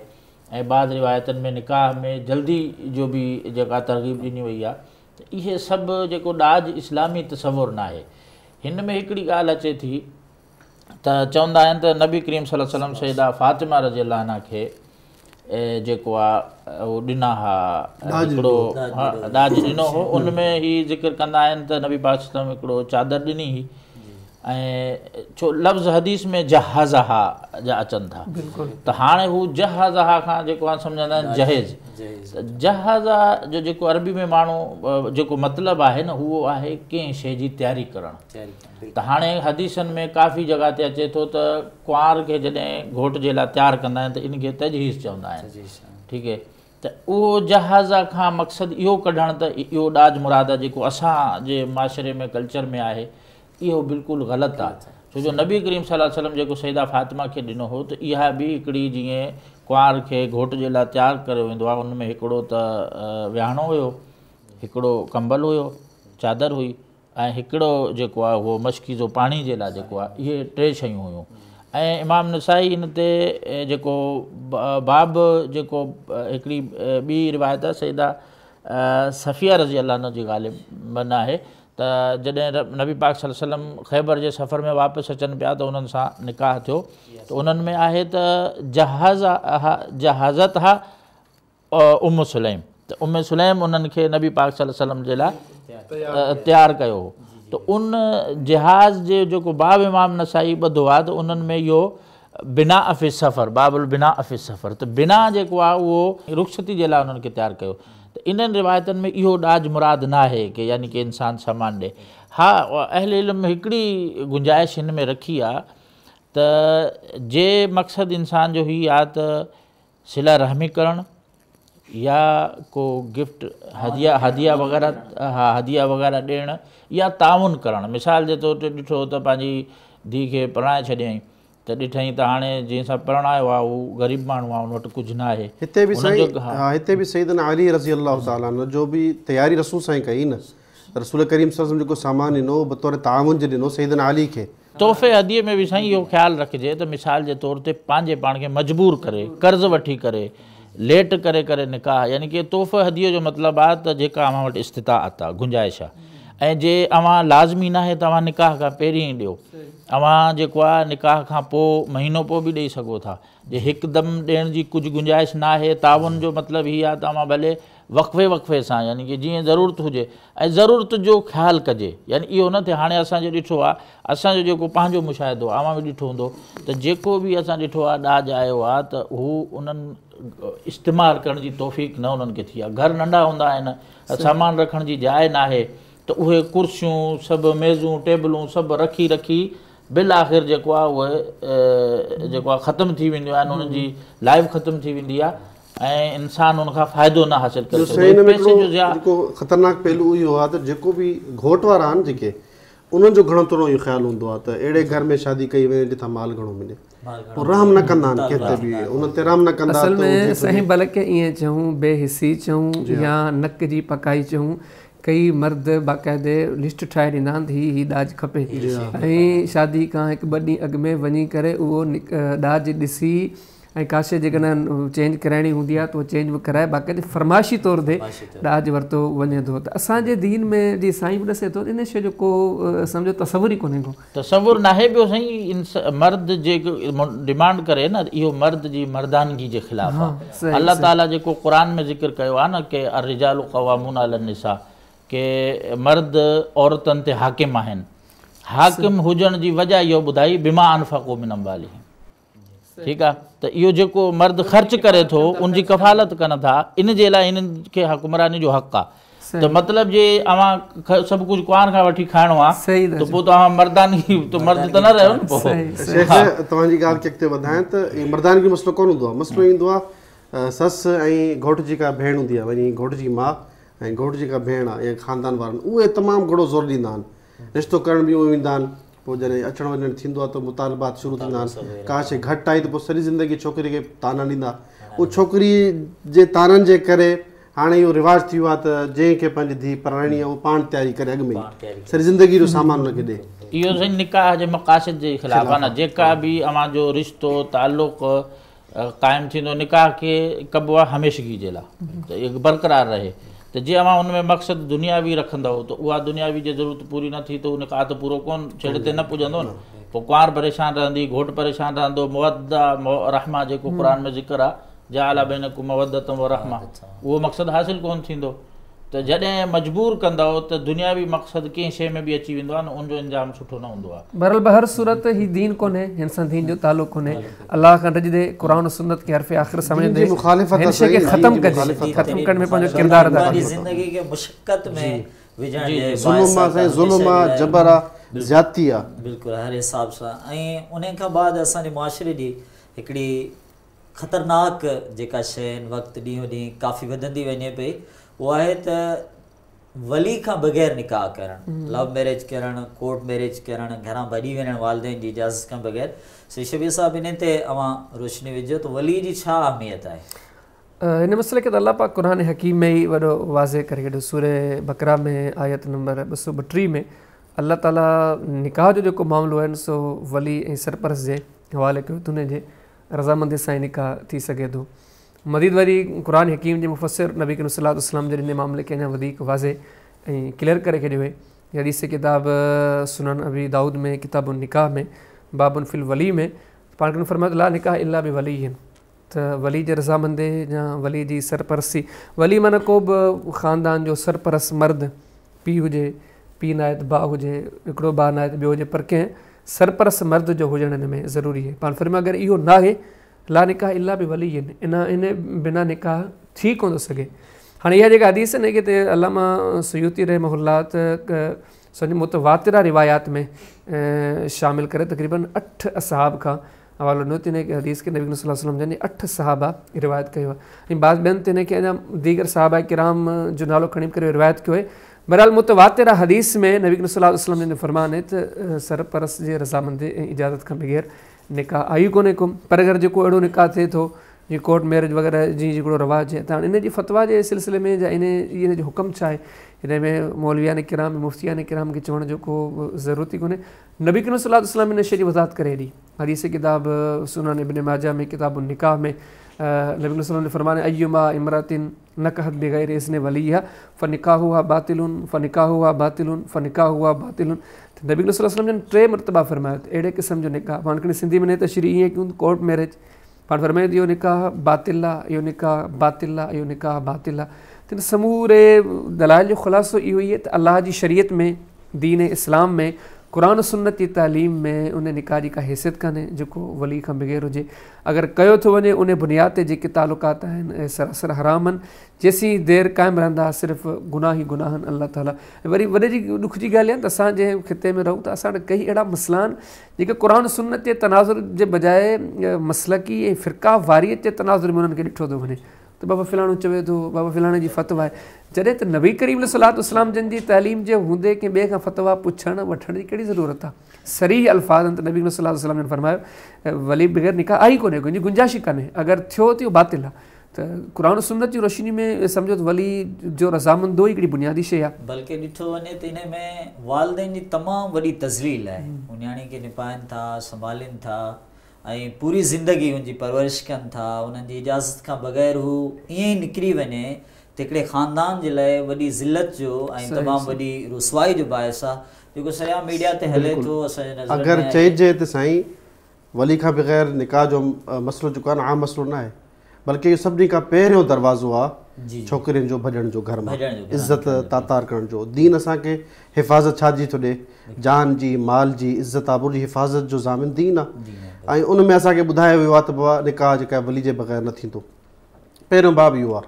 उन्हनि माण्हुनि खां पुछो, मुंहिंजो सुवालु आहे, उन्हनि माण्हुनि खां पुछो जंहिंजी धीअ कोर्ट मैरिज कई हुजे उनजे दिलि ते छा हलंदी आहे, उनजे ख़ानदान ते छा गुज़रंदी आहे। जॾहिं छोकिरियूं इहे कुझु ॾींहं अॻु में जेको इहो मामिलो हलियो, हिकिड़ी छोकिरी शादी करे पंजाब हली वई, सिंध में उनखे अलाओ, पंजाब में उन पंहिंजे कानून जो केॾी न बदनामी, केॾो न एॾो वॾो मसइलो हलियो। ऐं इन ते ई खून बि थींदा आहिनि, इन ते ई वॾा मसाइल मसाइलिया वेंदा आहिनि। जॾहिं ख़ानदानी झगड़ा गैरत जो मसइलो थी वेंदो आहे हलियो। बल्कि हिते साईं हिकिड़ी ॿी बि ॻाल्हि आहे, हिन ते जवाज़ जी जेको फ़तवा ॾींदो आहे न ॿिए जी न्याणी जे लाइ सबको ॾींदो आहे, को बि अहिड़ो मुफ़्ती खणी चयो न जेको पंहिंजी न्याणी जे मसइले में जेको जाइज़ फ़तवा बि ॾिए थो ऐं चए थो वली बिना निकाह थी थो वञे, हुन साॻे अगरि मुफ़्ती साहिब खे पुछा की ॾिसां अगरि तव्हांजी न्याणी ईअं करे त यकीन ॼाणियो कॾहिं बि फ़तवा कोन ॾींदो। कोर्ट में वेही जेको निकाह पढ़ाए थो उनखे सम्झणु खपे जेकॾहिं मुंहिंजे घर सां ईअं थी वञे त मूंतां जेको आहे सो छा गुज़रंदो। उन खां बाद हिकिड़ो ॿियो मामिलो आहे, हिकु त न्याणी ज़बरदस्ती पाण निकिरी थी वञे निकाह करे थी, इन ते असां ॻाल्हायो। ख़ालिद हुसैन साहिबु अॻियों जेको असांजे मुआशिरे जो मसइलो आहे उहो आहे ज़बरदस्ती निकाह। न्याणी खां इजाज़त वरितऊं कोन, इजाज़त वठण खां बग़ैर ज़बरदस्ती या जबरन ज़ोरी उनखे मञायो वियो, मुंहिंजी मर्ज़ी पुछी कोन वई, ईअं ई निकाह थी वियो। इन जे हवाले सां ऐं ॿियो क़ौम जेका सिंध जी अहम क़ौम सम्झी वेंदी आहे सैयद क़ौम, उन जो ग़ैर क़ौम सां उन जी औरत जो ग़ैर क़ौम सां निकाह करणु कीअं आहे? इहो जेका मां ज़िक्र कयो इहो तमामु ज़रूरी मसइलो आहे। त हाणे साईं जेका ॻाल्हि कई त मक़सदु इन में बदनामी आहे ऐं वली खां बग़ैर जेको निकाह करणु आहे इन जा माशरे ते काफ़ी ख़तरनाक असरात आहिनि। इन जी हिकिड़ी वजह बि आहे, असांखे थोरो इन ते गौर करणु खपे। ठीकु आहे, इहो तमामु वॾो मसइलो आहे ऐं बिल्कुलु ग़ैर शरी कमु आहे, पर हिकिड़ी वजह इहा बि आहे जेका मां सुवालु कयो आहे त वालदेन जी तरफ़ खां पंहिंजी धीउ खे या भाउ जी तरफ़ खां भेण खे जे भाउ वली आहे त मजबूर करणु पंहिंजी मर्ज़ी की जिथे हो चाहिनि था त हिते निकाह करे, उन में औरत जी मर्ज़ी बिल्कुलु न ॾिठी वेंदी आहे। ठीकु आहे, हालांकि इहा शरीयत जे सरासर बिल्कुलु इहा शइ ख़िलाफ़ु आहे। छो नबी पाक सल्लल्लाहु अलैहि वसल्लम इरशाद फरमायो कि ला तुनकाहुल बिक्रु हत्ता तुस्तअज़न, के कुंवारी औरत हुजे या जेका आहे उहो शादीशुदा बि हुजे, तलाक़ याफ़्ता हुजे या उनजो घरवारो वफ़ात पइजी हुजे, इन्हनि ॿिन्हिनि जी शादी जेका थींदी उन्हनि जी इजाज़त सां थींदी, यानी हू इजाज़त ॾींदी जिथे वालिद साहिबु उनजो रिश्तो करणु चाहे थो न, पहिरीं पंहिंजी धीउ खां पुछे की तूं हिते रिश्ते ते राज़ी आहे या न आहे। मंगणी खां पहिरियां ई मतिलबु ॿुधाइणु खपे, मंगणी खां पोइ या रिश्तो तय करण खां जेको आहे पहिरियां ई ॿुधाइणु, इहो जेको आहे सो पुछणु लाज़मी आहे। हाणे जे न ॿुधाईंदो न, जे चवंदो त मुंहिंजी मर्ज़ी आहे, मां जिथे चाहियां हिन जो निकाह कराए छॾियां, त इहा तमामु वॾी पोइ छोकिरियूं ॾिसंदियूं आहिनि त हाणे मुंहिंजो बाबो त राज़ी न थींदो हिन ते, घरवारा बि राज़ी कोन थींदा, पोइ हाणे हू सम्झंदा आहिनि त हाणे रस्तो हिकिड़ो ई बचियो आहे त भॼो घर खां ऐं वञी निकाह कयो। जे वालदेन बि हिन ॻाल्हि में थोरो कोऑपरेट कनि त पंहिंजे ॿारनि जी थोरी ॻाल्हि ॿुधनि, सम्झनि ऐं ॾिसनि त जे शरी तौर ते का मसलियात आहे जिथे उहो निकाह करणु चाहिनि पिया, शरी तौर ते को ममानियत न आहे, यानी की त उन्हनि जो कोशिशि कनि त ताउन करे उन्हनि जो निकाह कराए छॾनि, जो ज़िना खां ऐं ग़लति कमनि खां त बहितर आहे न की हिकिड़ो पाक रिश्ते में उन्हनि जो तालुक़ क़ाइमु थी वञे। त इन में वालदेन खे मजबूर न करणु खपे कॾहिं बि, अलाह ताला इन जी इजाज़त न ॾिनी आहे, बल्कि अहले इल्म जो इहो फ़तवो आहे, इजमाई फ़तवो आहे त जेको बि निकाह यानी कि छोकिरी जी रज़ामंदी खां बग़ैर मुनाक़िद थियो उहो निकाह फासिद आहे, यानी कि उहो जे वालिद कराए बि छॾियो न त पोइ बाद में हुन छोकिरी खे इख़्तियार आहे त उहो निकाह इहो फ़सख़ कराए सघे थी, ख़तमु कराए सघे थी। इन नबी करीम सल्लल्लाहु अलैहि वसल्लम वटि हिकिड़ी औरत आई, चवणु लॻी अलाह जे रसूल मुंहिंजे वालिद साहिबु मुंहिंजी अहिड़ी जाइ ते निकाह कराए छॾियो आहे, मां हुते राज़ी न आहियां। त नबी पाक सल्लल्लाहु अलैहि वसल्लम हुनखे ॾिनो इख़्तियार ॾिनो त तोखे इख़्तियार आहे, तूं चाहें थी त इन खां अलहदा थी वञ। त हू औरत फरमाइणु लॻियूं, जॾहिं नबी पाक सल्लल्लाहु हुनखे इख़्तियार ॾिनो त हू फरमाइणु लॻियूं त मुंहिंजे वालिद साहिबु जेको फ़ैसिलो कयो आहे मां हुन ते राज़ी आहियां, पर मां औरतुनि खे इहो पैगाम ॾियणु पई चाहियां त वालिद खे पंहिंजी धीउ जे बारे में मजबूर करण जो को हक़ न आहे, यानी कि इहो उनजो कोई इन में इख़्तियार न आहे त उहो पंहिंजी धीउ खे कंहिं जाइ ते निकाह जी मजबूर, छो निकाह जो मक़सदु इहा आहे त हिकिड़ो मुहदत हुजे, रहमत हुजे, तालुक़ हुजे, हमदर्दी हुजे। इहा जे मुहबत हमदर्दी क़ाइमु नथी थिए, मजबूरी सां कॾहिं बि अवां कंहिंखे यानी कि हिन शइ ते राज़ी कोन था करे सघो, पोइ उनजा अॻिते यको पोइ मसइला हलंदा आहिनि। हिन में ॿ ॻाल्हियूं वॾियूं आम आहिनि, माशाअल्लाह साईं वॾी बहितरीन ॻाल्हियूं कयूं। हिन में ॿ मूंखे जमात जे तमामु सुठे हिकिड़े ख़तीब जेको अंदरूनी सिंध ॻोठनि इलाइक़नि में मुंहिंजो वञणु थिए थो, मूंखे चवणु लॻो त हिक खां वधीक जॻहनि ते ऐं जॾहिं जलसनि ते प्रोग्राम वियो आहियां त मुंहिंजे प्रोग्राम ते पहुचण खां पोइ औरतुनि जे तरफ़ां मुंहिंजे पर्ची ईंदी आहे त असांजे मर्दनि खे महिरबानी करे चओ त असांजा निकाह कराइनि। इहो सिंध जो तमामु वॾो मसइलो आहे जो इन मौज़ू ते औरतूं दाऊं थियूं कनि। ऐं इन खां पोइ ॿी जेका हुन ख़तीब साहिब मूंखे ॻाल्हि ॾसी तमामु सुठी हुई, हुन मूंखे इहा ॻाल्हि कई त असांजा उलमा अक्सर तव्हां ॾिसंदव वली जे हक़ ते ॻाल्हाईंदा आहिनि, वली बिना निकाह नथो थिए इन ते ॻाल्हाईंदा आहिनि, पर हुन साॻी जाइ ते तव्हां ॿुधायो त केतिरा आलिमनि जेके इन मौज़ू ते ॻाल्हाइनि त तव्हां नियाणियुनि जो निकाह छो नथा करायो, छाजे करे तव्हां रोके वेठा आहियो। हा, उहा कोताही जेका तरफ़ां आहे त बाक़ाइदे हिन ते उहो दोस्त मूंखे ॾसे पियो चई यार मूंखे नियाणियुनि जे तरफ़ां पर्ची त आई, पर हिन जे बावजूदि हुन मौज़ू ते डिस्कस करे न सघियुसि, सिर्फ़ु इन जे करे जो मूं चयो यार जेकॾहिं हीअ ॻाल्हि मेंबर ते बीह करे कंदुसि त ॻोठ में तसुर इहो वेंदो त मौलवी साहिब खे असांजी ख़बर अॻु में ॾिनी वई आहे, तॾहिं उहो इन मसइले ते डिस्कस करे पियो। हालांकि इहे माना ईअं सम्झो त हीअ आवाज़ उथारणी मयूब सम्झो वियो आहे, त हीअ बि हिकिड़ी हक़ीक़त आहे त इहो बि सम्झजे त ग़लति रिश्तो करणु पंहिंजी जाइ ते कई अहिड़ा इलाइक़ा आहिनि जिथे नियाणियुनि खे निकाह करण जो रवाज ई कोन्हे, ऐं उन खां पोइ ॿियो वॾो ज़ुल्म इहो आहे त उन आवाज़ खे केरु उथारण लाइ तयारु कोन्हे।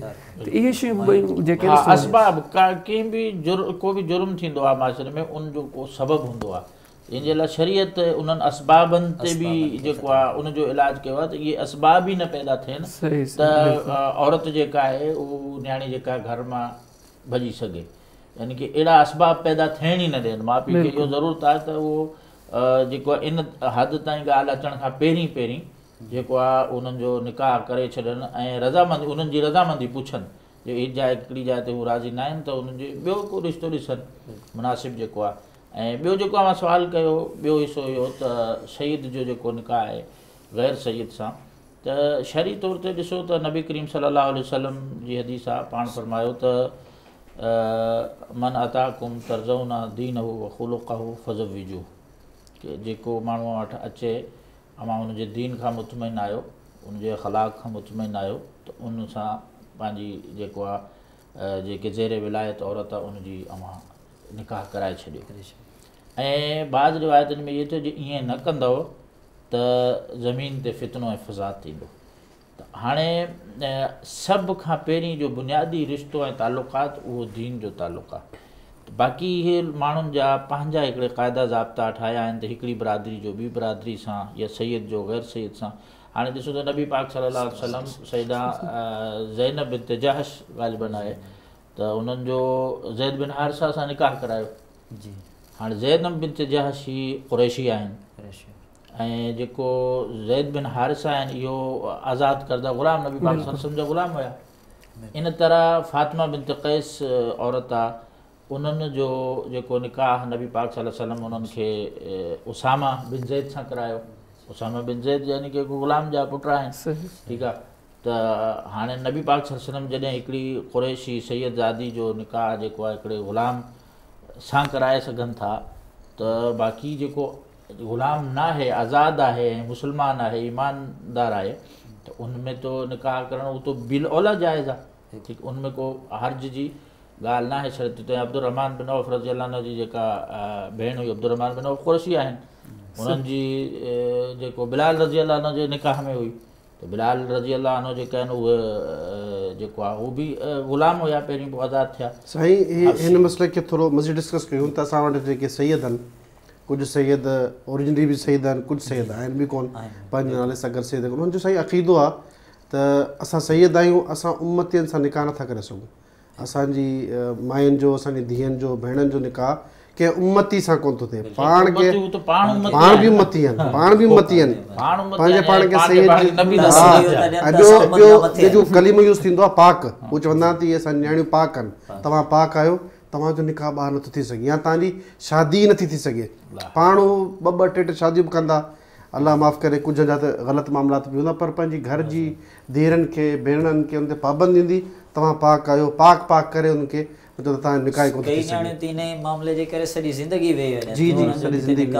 असल में सभिनी फितननि जो जड़ जेकॾहिं जाचींदो इहो हुए त अॼु मुस्लमाननि वटि क़ुरान सुन्नत जो इल्मु कोन्हे।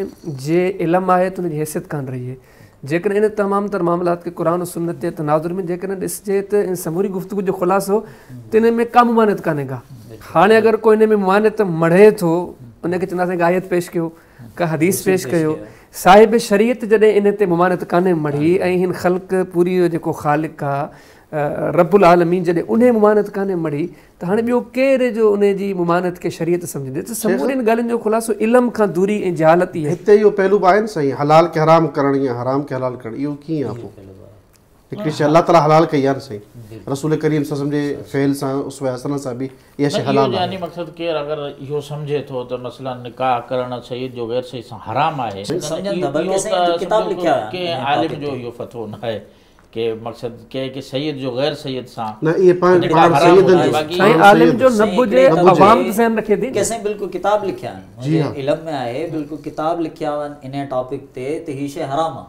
जब वाक़ियात हाणे मौजूदु आहिनि ॿुधाया न, रिवायात में जो नबी करीम सल्लल्लाहु अलैहि वसल्लम पाण निकाह कराया जी, जेको क़ुरैशी औरतुनि जा ग़ुलामनि सां जेके आज़ादु करदा ग़ुलाम आहिनि उन्हनि सां निकाह कराया, उन्हनि जो छा जवाबु आहे? यानी कि असल में कई माण्हू किताब या तहरीर तक़रीर जेको कुझु आहे न उहो ज़हन अॻु में ठाहींदा आहिनि, उन खां पोइ हुननि जो मक़सदु हूंदो त इहा शइ चवणी आहे माण्हुनि खे मञाइणी आहे। हा, उनजो सही ग़लति या क़ुरान सुन्नत छा थो चए उन सां उन्हनि जो को तालुक़ ई कोन्हे। अलाह पाक सम्झण जी तौफ़ीक़ ॾेई जेके ॻाल्हियूं साईं कयूं, तमामु तर साथियुनि कयूं कि समझदार मुस्लमान जे लाइ जंहिंजे नज़र में क़ुरान सुन्नत जी अहमियत आहे उन लाइ त काफ़ी आहे। इन शइ जेका शरीयत में हैसियत ई कान्हे। हाणे उम्मत खे इहो मैसेज ॾियण जी ज़रूरत आहे त जेकॾहिं को माण्हू इहो चाहे थो मुंहिंजो निकाह, मुंहिंजे पुट जो जेको निकाह आहे या मुंहिंजी न्याणी जो जेको निकाह आहे उहो शरीयत मुताबिक़ थिए। साईं जमशेद सुल्तान साहिबु तव्हां इन शइ खे वाज़े कयो त वलीमे जो मसनून तरीक़ो छा आहे ऐं मुआशिरे में पार्टी जे बारे में रहनुमाई कयो त कहिड़े हिसाब सां करणु खपे? तव्हांजे सुवाल खे अगरि असां डिस्कस कयूं त ॿिनि पहलुनि सां, त पहिरियां ॿुधाईंदासीं त वलीमे जो हुकुम छा आहे। जी हा, वलीमे जो हुकुम छा आहे, वलीमो छा खे चइबो आहे, पोइ उन तरीक़े जी बि ॻाल्हि कयूं था। त वलीमे जो हुकुम इहो आहे त रसूल करीम सल्लल्लाहु अलैहि वसल्लम इन खे निकाह जे मामलातनि में मशरू कयो आहे। रसूल करीम सल्लल्लाहु अलैहि वसल्लम जी सुन्नत आहे, माना अल्लाह तबारक व तआला जे दीन में इहा निकाह जी वाक़ई हिकिड़ी वाहिद शइ आहे जेका असां वटि मुआशरे में बाक़ी रही आहे, बाक़ी सभु कंहिं न कंहिं सूरत में मौजूदु आहे वलीमो। पर रसूल करीम सल्लल्लाहु अलैहि वसल्लम जेको बुनियादी क़ाइदो आहे त जेको सभिनी खां बहितर निकाह कहिड़ो आहे, आसान हुजे। आसान मतिलबु हर तरह सां आसान हुजे, मुख़्तसर हुजे, सस्तो हुजे, हैसियत हार हुजे। पोइ अलाह जे रसूल सल्लल्लाहु अलैहि वसल्लम साहिबनि खे हुकुम बि ॾिनो तव्हां वलीमो कयो। ख़ुदि रसूल करीम सल्लल्लाहु अलैहि वसल्लम जेको वलीमो कयो आहे पंहिंजो, पर ज़िक्र जेको ईंदो आहे त रसूल करीम सल्लल्लाहु अलैहि वसल्लम हिकिड़ो त निकाह सफ़र में बि कयो सैयदा सफ़िया सां। पोइ उनजो रसूल करीम सल्लल्लाहु अलैहि वसल्लम वलीमो कीअं कयो त साहिबनि खे चयो तव्हां वटि जेका शइ आहे खाइण पीअण जी उहा शइ खणी अचो।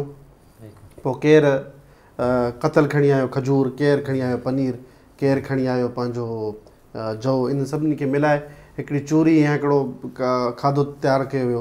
पोइ रसूल करीम सल्लल्लाहु अलैहि वसल्लम ॿुधायो त इहो मुंहिंजो वलीमो आहे। इहो इंतिहाई आसान।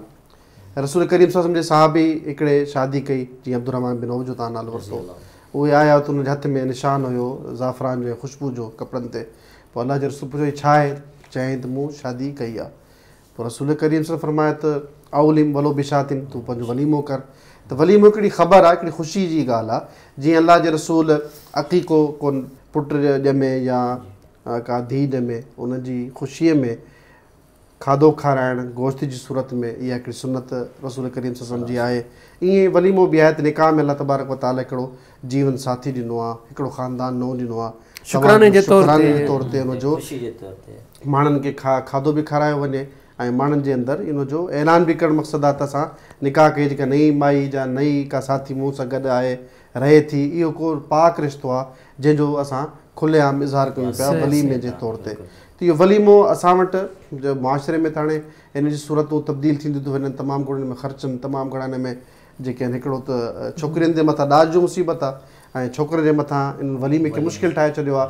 हाल हुजे हाणे पूरी मुकमल हिकिड़ी फैक्ट्री या हिकिड़ो पूरो इंडस्ट्री ठही वई आहे बिज़नेस सां वॾो, इन जे लाइ बाक़ाइदे एहतमाम कया वेंदा आहिनि। त मुश्किल बणण हुन में ख़ैरु कोन्हे को में, बल्कि हिते त इहो ज़रूरी सम्झो वेंदो आहे त वलीमे में तमामु ख़ानदाननि खे घुराइणु ज़रूरी आहे, वाजिबु आहे। पोइ इलाइक़े जे वॾनि खे बि सरणु वाजिबु आहे। इहो ग़लति आहे। ख़ुदि साहब किराम वलीमा कया, रसूल करीम सल्लल्लाहु अलैहि वसल्लम ख़बर बि कान पवंदी त हाणे रसूल करीम सल्लल्लाहु अलैहि वसल्लम खां वधीक केरु उन दुनिया में का अज़ीम हस्ती खां वधीक त कान हुई। पर इंतिहाई वलीमो हिकिड़ी नॉर्मल शइ आहे, हिकिड़ी नंढड़ी शइ आहे। अलाह जे रसूल सुन्नत जे करे इन जी अहमियत आहे, पर हिन खे एॾो वॾो पेश करणु, एॾो मुश्किल ठाहिणु, इहो ग़लति आहे।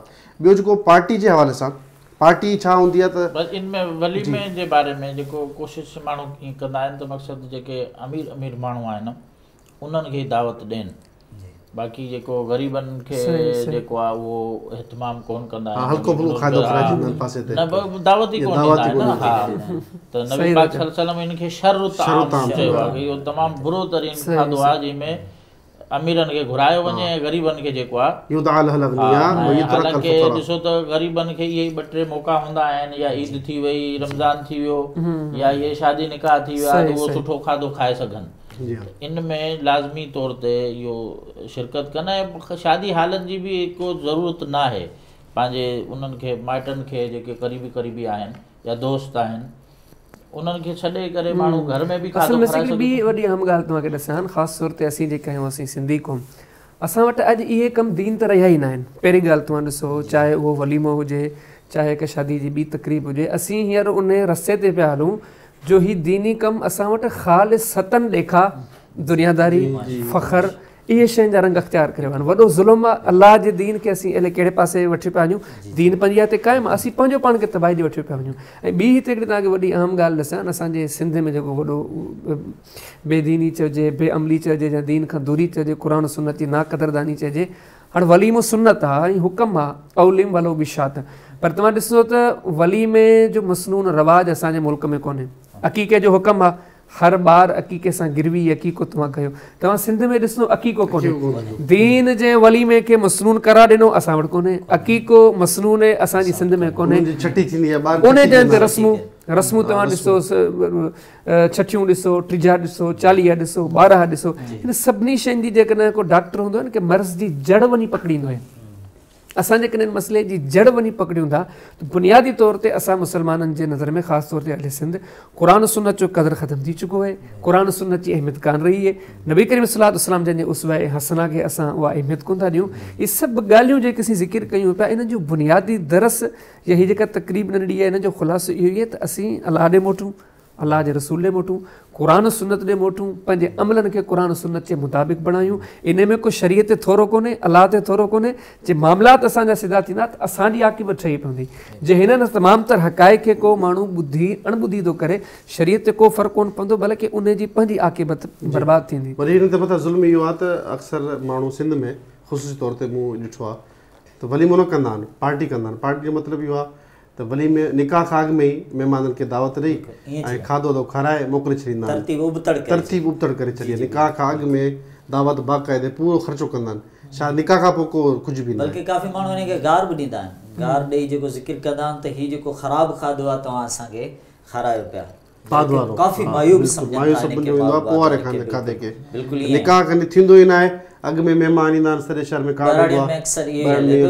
बिल्कुलु आख़िर में जेको आहे आख़िर में सॼी राति कुटे कुटे पंहिंजे रस्मूं करे सुबुह जो निकाह करे रुख़्सती करे छॾंदा आहिनि, पोइ उन खां पोइ को वञे ज़रूरी गैर ज़रूरी थी वियो आहे। ऐं गैर ज़रूरी त छा बल्कि बिदात रसूमात असां वॾो दीन थी वियो आहे। अलाह पाक असांजे हाल ते रहम करे। बल्कि टेबल टॉक जे ज़रिए असां सिंधी भाइरनि खे मैसेज ॾींदासीं त जेके बि शयूं असां जहालत वारियूं ज़िक्र कयूं पिया, इन सभिनी खे मिली जुली ख़तमु कयो वञे। चंद माण्हुनि जो मक़सदु कोन्हे, बल्कि मुस्लिम मिलत जो, पूरी सिंधी क़ौम जो, उम्मत मुस्लमान जो इज्तिमाई मसइलो आहे। छो इस्लाम जी बुनियादु आहे इक़रा। अल्लाह ताला जेका पहिरीं वही नबी अलैहिस्सलातु वस्सलाम ते नाज़िल कई उहा हुई पढ़। लिहाज़ा इहो ई मैसेज असांखे आम करिणो आहे त जहालत खे मिटायो वञे ऐं इल्म खे आम कयो वञे। लिहाज़ा अॼु ख़ुदि इहे मसइला सभु ख़तमु थी वेंदा। उन खां पोइ अॻी जेका रस्म आहे असां वटि सिंधी मुआशिरे में, उहा आहे वटे सटे जो निकाह, बदिले जो निकाह। त तव्हां पंहिंजो रिश्तो असांखे ॾींदव त असां बि ॾींदासीं, तव्हां पंहिंजी न्याणी ॾींदव त पोइ असीं ॾींदासीं, या इन न थींदो त असां न ॾींदासीं। साईं शबीर जमाई साहिबु इन जी वज़ाहत कजो, अहिड़े निकाह जो इस्लाम में छा हुकुम आहे? क़ुरान सुन्नत जे तनाज़ुर में जेकॾहिं साईं ॾिसनि त इस्लाम में वटे सटे जो निकाह, बदे जो निकाह, माना हिकिड़ो रिश्तो ॾियणु, उन जे बदिले में रिश्तो वठणु, इन जी का गुंजाइश कान्हे का। मुसलमाननि जो सही तरीन किताब से बुखारी शरीफ़ अगरि पढ़ियो वञे, से बुखारी में किताब निकाह में हिकु मुस्तक़िल बाब आहे वटे सटे जे निकाह जो बयानु। त इमाम साहिब हदीस आंदी त नबी करीम सल्लल्लाहु अलैहि वसल्लम जो साहिब सगुर फरमाए थो, पाण करीम सल्लल्लाहु अलैहि वसल्लम जन इन निकाह खां मना करे छॾियो। ऐं मज़ीद सही मुस्लिम में त अञा वधीक वाज़े अल्फाज़ आहिनि। सही मुस्लिम में किताब निकाह में वटे सटे जे निकाह जे बयान जो बाब, उते हदीस पाण फरमाए ला शिगार फिल इस्लाम। इस्लाम में वटे सटे जे निकाह जो को तसवुर ई कोन्हे। इस्लामी निकाह इहो आहे ई कोन्हे, ईअं सम्झो थी नथो सघे। साहिब किराम जे ज़माने में इन निकाह सां एतिरो त सम्झो नफ़रत जो इज़हार हो, जंहिं खे एतिरो मयूब नापसंदीदा, बल्कि ईअं चवंदो ग़ैर शरीफ़ सम्झंदा, जो सुनबी दाऊद जे अंदरि किताब निकाह जे अंदरि शिगार जो जेको बाब वटे सटे जे बयान जो, उते हदीस त सिन माविया रसूलुल्लाह जंहिंजे ज़माने में हिकिड़ी आयत अहिड़ो निकाह थियो, पाण बाक़ाइदे उते जे ज़िम्मेदार अमीर ख़लीफ़े खे हुकम ॾेई करे उन निकाह खे ख़तमु कराए छॾियूं। हाणे इन ई हक़ाइक़ खे साम्हूं रखी करे इमाम इब्न अब्दुल बर अल इस्तिस्कार जे अंदरि किताब निकाह में बाबो माला यजूज़ मिन निकाह में फरमाईंदा इन शइ ते इजमा थी चुको आहे त वटे सटे जो जेको निकाह इन जो इस्लाम में को तसवुर कोन्हे। ऐं दौरे हाज़िर जो उलमा में जाम अल्लाह ताला जन्नत में जाहिर शेख इब्न बाज़ रहमहुल्लाह, उन्हनि जो नंढो रिसालो आहे वटे सटे जे निकाह ते ममलिकत सऊदीया जे तरफ़ां माशाअल्लाह शाया थियल, मुख़्तसर ऐं इंतिहाई जामे। उन बि इन शइ ते बहितरीनु वज़ाहत कई त इन शइ जो इस्लाम में को बि तसवुर कोन्हे को वटे सटे जो निकाह। पर हाणे इन शयुनि खे ज़िक्र करण खां पोइ वरी थोरी हिकिड़ी बतौर वज़ाहत जे हिकिड़ी ॿी बि ॻाल्हि ज़िक्र कंदो हलां, थोरी उहा मालूमात ख़ेज़ चओ या हिकिड़ो इल्मी पॉइंट नुक़्तो चओ या थोरो टिपिकल चओ, थी सघे थो त आम माण्हू इनखे सम्झण में दिक़त महसूसु करे, पर जे तवजह कंदो त उन शइ खे सम्झी पवंदो। अहले इल्म वरी निकाह शिगार खे या वटे सटे जे निकाह खे या बदे जे निकाह खे ॿिनि हिसनि में तक़सीम कयो आहे। उन में हिकिड़ो इहो क़िस्म जो जंहिंमें सम्झो हक़ मुहर न हुजे, सिर्फ़ु इन बुनियाद ते रिश्तो कयो वञे त रिश्ते जे बदिले रिश्तो, न्याणी जे बदिले न्याणी, इन में कंहिं क़िस्म जी हक़ मुहर न ॾिनी वञे, इहो रिश्तो ईअं तइ कयो वञे। हाणे इन मामले में हिकिड़ी टिपिकल बस आहे, शेख इब्न बाज़ रहमहुल्लाह तमामु सुठी ॻाल्हि कई आहे ऐं काफ़ी सारे अहले इल्म ॿियनि बि तमामु सुठी ॻाल्हि कई आहे। उहे चवंदा हीअ जेका तख़सीस आहे, तव्हां वटे सटे जे निकाह जे बारे में जेका तख़सीस ज़िक्र कयो न, वटे सटे जो बदे जो उहो ई निकाह हराम आहे जंहिंमें हक़ मोहर न हुजे। इब्न बाज़ रहमहुल्लाह जे दीगर अहल इल्म लिखियो आहे त इहा शर्त आई कान्हे का। इन शर्त जी बुनियाद नबी करीम सल्लल्लाहु अलैहि वसल्लम जो कौल कोन्हे। इन रिवायत खे बारीक बीनी सां पढ़ूं था, इहो जेका तशरीह है सन अब्दुल्ला बिन उमर जो कौल है। बल्कि जेकॾहिं अञा तव्हां अॻिते वेंदो त इमाम शाफ़ी रहमहुल्लाह जेको सो किताबुल उम्म में इन शइ जी वज़ाहत कंदे लिखनि था त इहा जेका तख़सीस है मालूम ई कोन्हे त नबी करीम सल्लल्लाहु अलैहि वसल्लम जे तरफ़ां आहे, इहा सहाबी जी तशरीह है। बल्कि जेकॾहिं अञा अॻिते वञूं था त ख़तीब बगदादी रहमहुल्लाह अल मुदरज जे अंदरि इहा शइ लिखनि था त हीअ जेका तख़सीस आहे न इहा नबी करीम सल्लल्लाहु अलैहि वसल्लम जिन जी आई कान्हे का। मतिलबु इहो आहे त वटे सुठे जो कहिड़ो बि क़िस्म जो कहिड़े क़िस्म जो निकाह आहे मुतलक़ तौर हराम है।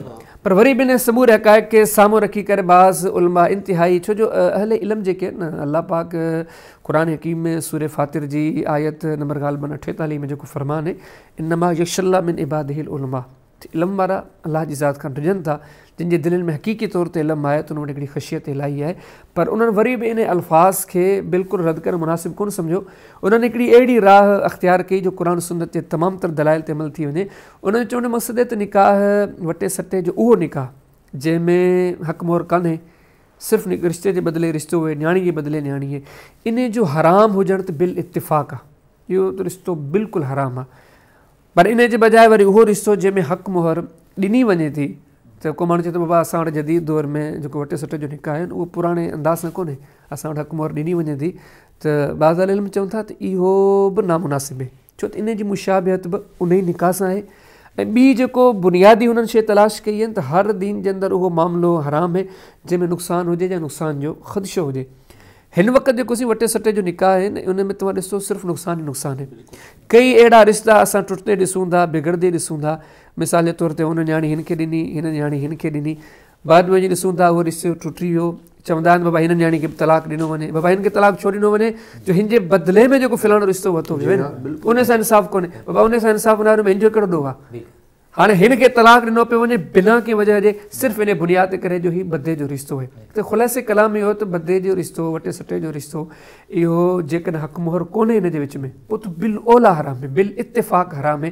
पर जेकॾहिं हक़ मोहर तइ थियो थी वञे तॾहिं बि इन शइ खां एहतियात बहितर ऐं अहवत तौर यानी कयो वञे, शर्त लॻाइण खां बग़ैर जेकॾहिं रिश्तो ॾींदो त पोइ ॾींदासीं, इहा शर्त हटाए पोइ जेकॾहिं कयो थो वञे बहरहाल उन में बि हिकिड़ी ॻाल्हि तव्हां नोट कयो त जेकॾहिं बाद में बि बदो थी वियो त असां तव्हांखे रिश्तो ॾिनो आहे, तव्हां असांखे रिश्तो ॾिनो, पोइ उन में बि मसाइल अचनि था साईं त जेको मामिलो ही घर वारा कनि था उहे बि पंहिंजी उनजी धीउ सां उहो मामिलो कनि था। छो त इहे मायूं हिक ॿिए खे ॿुधाइनि तूं मूंसां हीअ थियो त उनजो उहो बि उन्हनि खे बि हुकुम ॾिनो वेंदो आहे हुन पुट खे बि तूं बि हिन माई सां ईअं कर जीअं तुंहिंजी भेण सां होॾे इहो कमु थी वियो। शरीयत जंहिं शइ खे मना कयो आहे न साईं उन में ख़ैर नथो तसवुरु कोन थी सघे। उनजी हौलनाकी आहे त जेकॾहिं कुदरती तौर ते हुन पंहिंजी घरवारी खे अगरि मारियो आहे या सख़्ती कई अथसि या हुन तलाक ॾेई छॾी, पोइ तलाक हीअ बि इनखे बि लाज़िम कयो वेंदो आहे, चाहे ॿिन्हिनि में मोहबत हुजे त हुनजा वालिदैन हुनजा भेण ॿाहिरि चवंदा आहिनि तुंहिंजी गैरत जो मसइलो थी वेंदो आहे त तूं कहिड़ो बेगैरत माण्हू आहीं जो तुंहिंजी भेण खे तलाक कई आहे तूं ईअं। मुसीबत इहा आहे त किथे किथे साईं इहे बि मसाइल असां वटि असां ॾिसूं था असांजे सिंध में त जेकॾहिं मुंहिंजी भेण न आहे त पोइ चवंदा त तुंहिंजी जेका न्याणी पैदा थींदी उहो भले 5 साल खां पोइ थिए या 8 साल खां पोइ थिए उहो असां इनखे चवंदा आहिनि पेट लिखाइणु, असांजो पेट जो बदो कयो आहे। अगरि तो वटि तुंहिंजी भेण न आहे, धीउ न आहे, तूं असांखे लिखी ॾे त जेका तुंहिंजी धीउ पैदा थींदी उनजो निकाह असां वटि ई थींदो।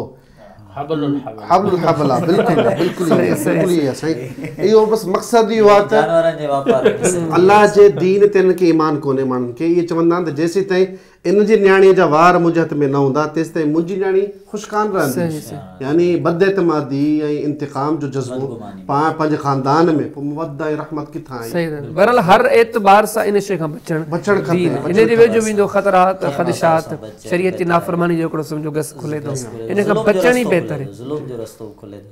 शेख जज़ाकल्लाह, तव्हां तमामु बहितरीनु अल्हम्दुलिल्लाह जवाबु ॾिनो ऐं नाज़रीन किराम जी रहनुमाई कई।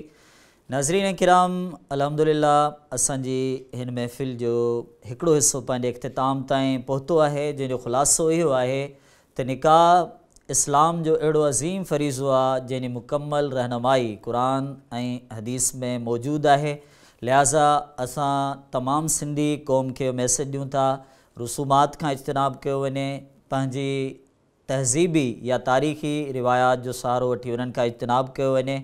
कुल्ली तौरु असां क़ुरान ऐं हदीस जी पैरवी करियूं, रसूलुल्लाह सल्लल्लाहु अलैहि वसल्लम, सहाबा, अहले बैत जी तहज़ीब ऐं उन्हनि जे कल्चर खे असीं इख़्तियार करियूं। लिहाज़ा इन में असांजी फलाह आहे, इन में असांजी इज़त आहे, इन में असांजी भलाई आहे। बसि सूरत दीगर मुश्किलातूं असां हिन निकाह में एतिरियूं पैदा करे चुका आहियूं जेके हिन क़ौम जे साम्हूं वाज़िह थी चुकियूं आहिनि। अल्लाह ताला सभिनी खे मसनून निकाह प्यारे पैगम्बर सल्लल्लाहु अलैहि वसल्लम जी ॿुधायल रहनुमाई ऐं हिदायत ते अमल जी तौफ़ीक़ ॾे। मज़ीद सवालनि सां गॾु हिन प्रोग्राम जे ॿिए हिसे सां अवां जे साम्हूं पेश थींदासीं। जज़ाकुमुल्लाह व अस्सलाम।